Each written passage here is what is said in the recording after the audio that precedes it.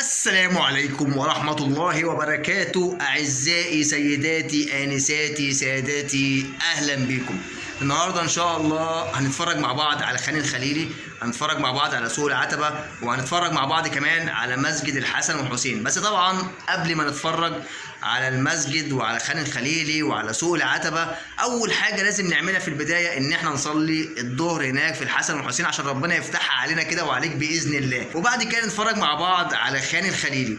هنطلع إن شاء الله من خان الخليلي على في شارع رئيسي بره كده، أنا مش فاكر اسمه إيه بصراحة، بس هحاول أفتكره هناك أو هسأل عليه هناك. وكمان هنطلع على سوق العتبة. من سوق العتبة بقى يعني انا ما اعرفش بصراحه ممكن نروح فين تاني يعني، بس خليها هي وظروفها يعني، ما تسبقش الاحداث وخد نايبك صبر يعني. يلا بينا. اسمها استنى، تعالى بس يا جلال، تعالى ده عايز نصور الفيديو بتاع فري فاير. فري فاير. او ماي جاد، استنى، مش معقوله. ازاي فري فاير؟ يا فري فاير كيف؟ ده جلال ابني، ده جلال ده يعني ايه الوسطاني، ده جلال الوسطاني. جلال تيجي معايا النهارده؟ تيجي نروح مع بعض الحسن والحسين، نروح نصلي الظهر هناك، وبعد كده نطلع نتفرج على خان الخليلي والشوارع اللي هناك والدنيا الحلوه اللي هناك كده، ونفرج الناس عليها هناك. تيجي؟ طب ماشي، قول لهم يلا دوسوا لايك. دوسوا لايك واشتراك. اشتركوا في القناه وفعلوا زر الجرس. ايوه عشان يوصلوا كل جديد. يا ولا يا جامد ابن الوز عوام. يلا بينا. قول لهم يلا بينا. يلا بينا.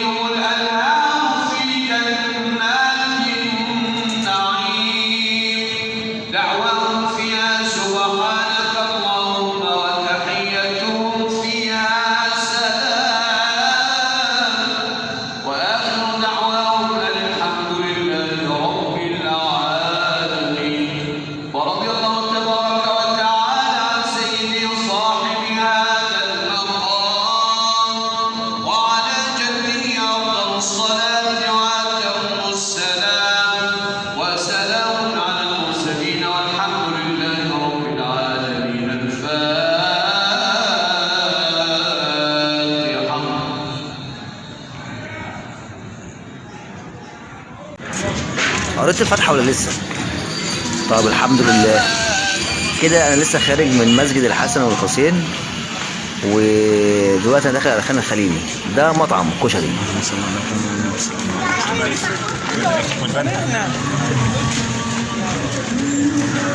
بص انا عاوز اقول لك ان الخروجه دي ما كانش متخطط لها خالص، هوب يلا نزلت صورت، فاعذرني بقى لو في حاجه نسيتها او معرفتهاش.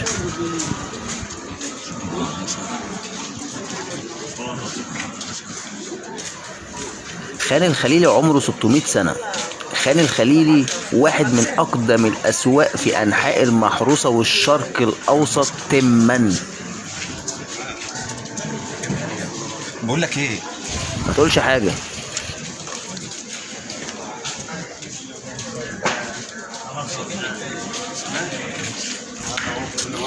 أنا دلوقتي على شمالي مسجد الحسن والحسين، وعلى يميني كده ايه يمين اخش خان الخليلي. طبعا زي ما احنا شايفين كده الناس لسه بتقول يا هادي يا فتاح يا عليم يا رزاق يا كريم، ما فتحوش. دي سلاسل والعين الزرقاء عشان الحسد. ده مطعم اللي على يميني، ده مطعم يعني هي دخلته كانت حاسسك ان هو فندق بس هو مطعم. راجل صاحب مزاج. ده هنا مستلزمات ادوات الحلاقه وتجهيز صالونات الحلاقه. بص الجمال يا لذيذ يا رايق.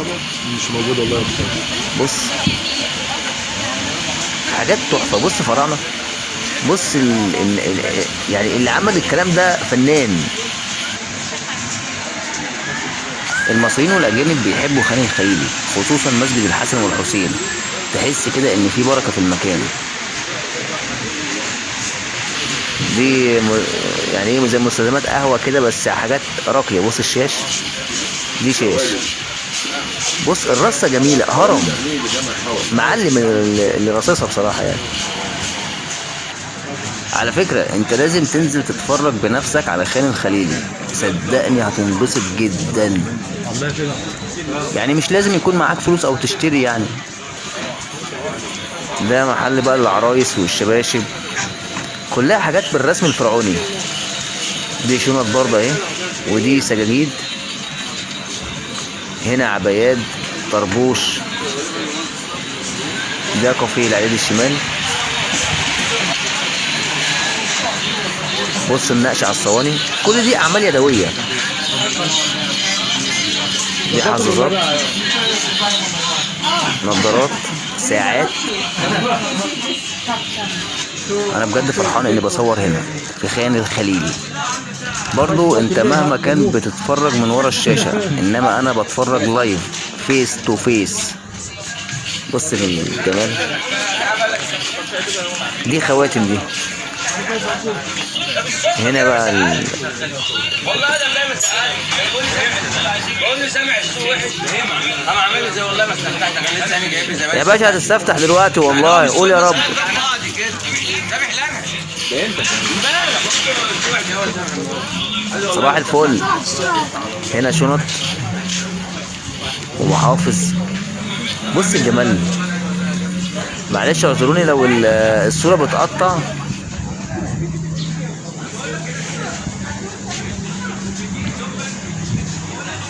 هنا محل سجاد. هنا اكسسوارات، يعني الحاجات دي بتبقى معظمها فضة، وفي منها العادية يعني اللي هي ايه عادي، سلسلة كده لون. بص الفن، ايه ده؟ ايه الحلاوة والجمال ده؟ ايه ده؟ يعني انا كلام جامد اوي يا جماعة، كلام جامد، شغل عالي، شغل نمبر 1. بص التماثيل، ده سجاد. هنا بص بقى الإضاءة بقى والنور، الفوانيس. تعال نتفرج على الأول على اللي هو مطفي ده، وبعد كده نخش على اللي منور. بص الجمال. من كل لون ومن كل شكل، حاجات تحفة تحفة.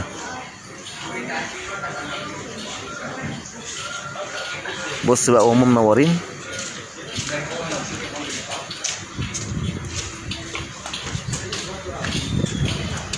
طبعا انا بعتذر لو الصورة بتقطع، بس الظاهر كده دي مشكلة في التليفون. طبعا سكان حي خان الخليلي متعودين على الكلام ده، فعادي بالنسبة لهم يعني تلاقيهم كده بيشوفوا الأجانب أكتر ما بيشوفوا مراتاتهم. طبعا ده غير الأربع 5 لغات، يعني من السهل جدا جوازة فجنسية وانت عارف الباقي. بص هنا بقى، بص شطرنج بالفراعنة يعني. بص تلاقي فوق أول حاجة العساكر، ووراها بقى الملوك والطابية والوزير وطاولة. يا نهار أبيض، لا شغل حلو أوي بصراحة يعني. أنا منبهر، أنا فرحان وسعيد بجد. بص هنا بقى الآلات الموسيقية بقى، يعني شغل خشب يعني شكله جامد، صغير كده وحاجات تحف بجد، تسلم ايدي اللي عملها. ده غير طبعا ان حي خان الخليلي كان مصدر الهام لعدد كبير جدا من الكتاب والادباء المصريين، اشهرهم كان الكاتب نجيب محفوظ الله يرحمه، اللي الف روايه خان الخليلي، واتعملت بعد كده فيلم سينمائي من بطوله الممثل عماد حمدي. هنا ملابس ومفروشات. الناس هي لسه بتفتح اهو. الله جامد اوي الجمل ده، جميل اوي. والزرافه اللي جنبه دي هنا الفرقه الموسيقيه بقى. بص من نجيب محفوظ وتوت عنخ امون. ايه ده ايه ده ايه ده ايه ده ايه ده، ايه الجمال والحلاوه دي بجد، رصة فنان. بص هنا الصواني، كل ده يعني، كل ده نحت يدوي، كل ده شغل يدوي. هنا برضو نحت على الصواني اهو. هنا دي تماثيل والهرم وكده. ما تغيبش عليها هنا مطعم خان الخليلي اللي على ايد اليمين، ده مطعم خان الخليلي. طبعا زي ما احنا شايفين كده، بص لسه ايه، محلات ما فتحتش. طبعا زي ما احنا شايفين كده لسه المحلات ما فتحتش. ده جواهرجي وده اكسسوار برضو. هنا بقى محل الفضة. بص الجمال والحلاوة، ايه ده بصراحة يعني، تحف تحف.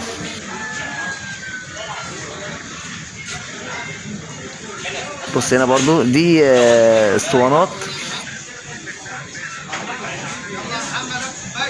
يعني حاجات قديمة حلوة وكدابة. تليفونات البكر ايه الجمال ده، ايه الجمال ده. يعني المحل هنا تلاقي فيه كل حاجة قديمة، تلاقي عملة قديمة، تلاقي السيديات القديمة، حاجات كل أي حاجة قديمة تخطر على بالك تلاقيها في المحل هنا.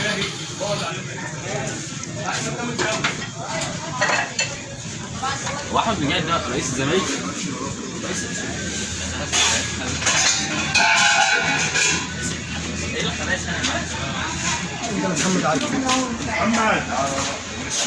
بص الترابيزات بقى والشغل الارابيسك والعرب اللي يا نهار ابيض، ايه الجمال ده، ايه الجمال والحلاوه دي.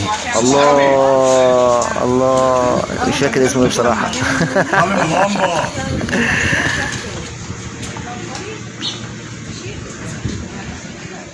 انا مش مصدق بصراحه، يعني انا مبسوط مبسوط مبسوط بجد ان انا نزلت النهارده صورت في خان الخليلي. بص كده على الارض هتلاقيها متبلطه بحجر بازلتي اسود. وتصدق بقى ان لغايه النهارده ما حدش عارف الفلسفه المعماريه اللي اتبنى على اساسها خان الخليلي. يعني انا مش مصدق بصراحه. شايف، لا يعني شغل بجد جميل. الله الله، بص الشغل. والبيت ده جامد قوي يعني صراحه.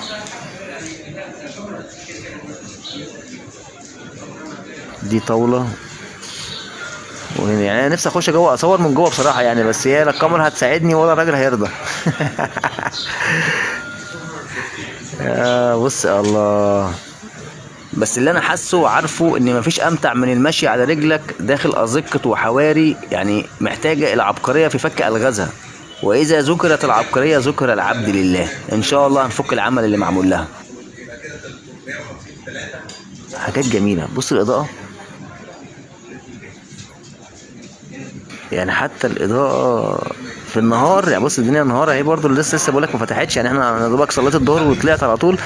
لا يعني الشغل جميل جميل والله. ده سجاد، ده موكيتي بتفرش في الارض. وبص فوق كده العبايات بقى. شغل مصري حلو قديم، مش قديم اللي هو قديم يعني، لا الوانه حلوه الوانه. بص هنا بقى يا بص بقى الشغل المذهب بقى. الله، بص كده حضرتك، جودة البضاعة في خان الخليلي يعني نمبر 1 بجد، نمبر 1. تسلم ايدي اللي عملها. الشغل ده لا اي حد يعمله ولا اي حد يبيعه ولا اي حد يشتريه. اللي بيصنع واللي بيبيع واللي بيشتري دول فنانين بجد، تجار اصحاب مزاج. انا حاسس ان انا بلف حوالين نفسي. انا عايز يعني ايه اخش شوارع جديده يعني. يا جماعه ما حدش يعرف هنا شارع جديد اخش فيه. بص انا رجعت تاني عند مطعم خان الخليلي. بص انا رجعت تاني لا لا لا، انا كنت دخلت اول شمال، هخش بقى ايه اكمل على طول المره دي.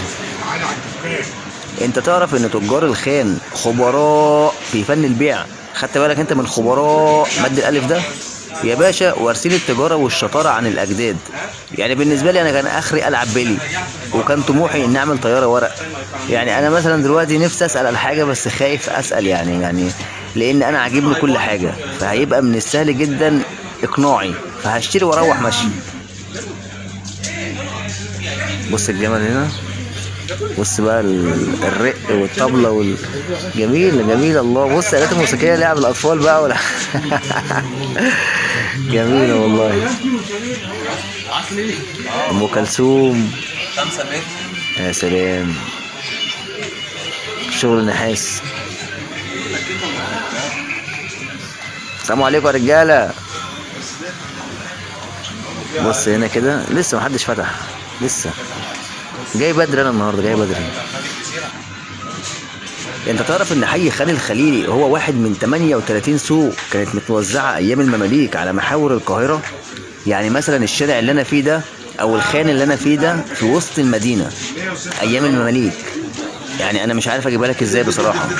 بص، احنا فوق مقابر الخلفاء الفاطميين سابقا، وحط تحتيها مليون خط. بالشفا ان شاء الله. كده انا خرجت بره الشارع بقى. يعني بص الحلاوه هنا، بص على اول الشارع بتاع خان الخليلي، شيش بقى ورسومات جميله بصراحه. طبعا الارض دي بازلت، يعني البلاط اللي على الارض ده بازلت، لان بعد كده امر الخليلي ان المقابر دي تتنقل مكان تاني وهنا يبقى فيه سوق تجاري. انت فاهم حاجه؟ انا حاسس ان انت تهت مني. هو انا فين لو سمحت؟ هو احنا قلنا هنحل اللغز منين؟ الله يسهل لك امورك يا رب. بص يا جماعه، اللي بيحب التجاره ونفسه يبقى معلم ينزل يتعلم في خان الخليلي. بص، المحل لازق في المحل، والبضاعه اللي هنا نفس البضاعه اللي قدام، والرزاق هو الله. كل يوم في جديد وبضاعه جديده وناس كتيره ولايك جديد وشير كتير وانا وانت. على فكره ده كلام صح 100%. بالنسبه للتاجر والمشتري هقول لك، يعني انا دلوقتي اقدر انقي اللي على مزاجي، واختار احسن حاجه وهفاصل وهاخدها. بس الكلام ده على حساب مين؟ يعني علشان اراضي مزاجي ابوظ رجلي؟ بص عزيزي المشاهد، بص، من كل صنف ولون، من اول الذهب والماس والفضه لغايه اوراق البردي. الشارع ده كده اخره خالص كده طلعني عند ايه بقى؟ موقف الاتوبيس بتاع الميدان العتبه، عند جراج ميدان العتبه. على طول زي ما انت كده، لا يمين ولا شمال. هتدخل في قلب سوق، هتشوف الكلام ده دلوقتي، هنشوفه مع بعض. ده محل شاشه اهو، ومن هنا برضو تقدر تخش على خان الخليلي تاني. على فكره انا يعتبر ما مشيتش في خان الخليلي، يعني هو شارع في التاني لقيته خرجني بره. طب انا عايز ادخل تاني، مش عارف ادخل منين، وخايف اخش ارجع من نفس المكان اللي انا كنت فيه. اجمل حكايه عشق في التاريخ مش هتلاقيها غير في خان الخليلي، حكايه ايزيس واوزوريس. الاجانب بيحبوها قوي، علشان كده بقولك من السهل جدا جوازه فجنسيه وانت عارف الباقي. شوف يا اخي برضو الكلام بيجيب بعضه ازاي. من الاخر اللي هيجي خان الخليلي ان شاء الله هيرجع تاني.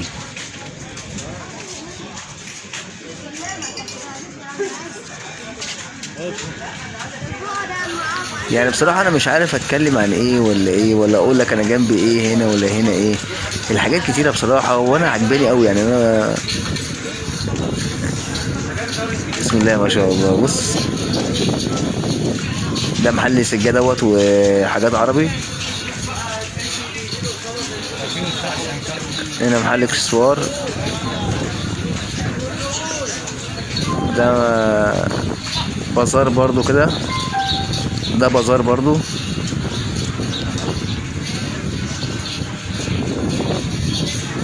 هنا محل ملابس وهنا جواهرجي. ومن هنا كده بقى نبدأ نخش على سوق العتبة. بص بقى، ملابس، محلات ملابس. بس من هنا برضو ايه الحاجة اللي هي ايه الكويسة بقى، تبدأ تخش من جوه بقى واحدة واحدة لحد ما توصل للفرش بقى وايه واتنين وينوس. وتعالى بص، السلام عليكم. بص بقى من هنا كده، يعني هو واحد. ده محل عطارة ده. دي مش عارف ايه بصراحة اللي جنب دي. اي دراعي يا ناس. ده اللي جنبي ده تلج، عشان لو حد حران يقعد على التلج. بص، ب65 اي حاجة ب65. 65 مين قال ايوه انا جاي 65؟ السلام عليكم. بص يا باشا، هنا بص كلها ملابس بقى. هنا بقى تبدأ بقى الملابس بقى كده. انا اخر الشارع ده اطلع على سوق العتبة. الشارع ده بقى اخره طلعنا عند جراج العتبة او موقف الاتوبيس. بص ملابس بقى، ملابس. طبعا الشارع ده طويل جدا، لا صحيح طويل جدا.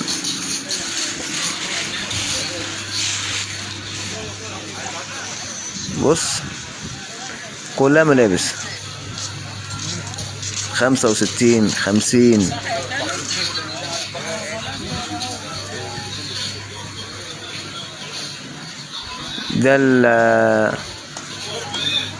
دي العربيات اللي بينقلوا عليها الحاجة من السوق، يعني دي الحاجة الوحيدة اللي ممكن تخش السوق جوه وتطلع. لو حد شايل حاجة يعني تقيلة ومش قادر يشيلها.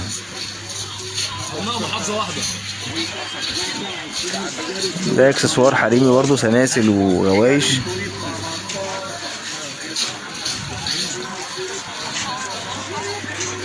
دي فانيلات،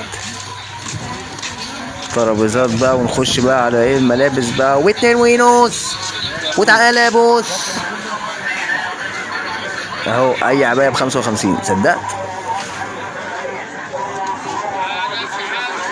يا رب تكون الحلقة عجبتكم، واشوفكم في حلقة جديدة من حلقات تعالى اشرب شاي. السلام عليكم.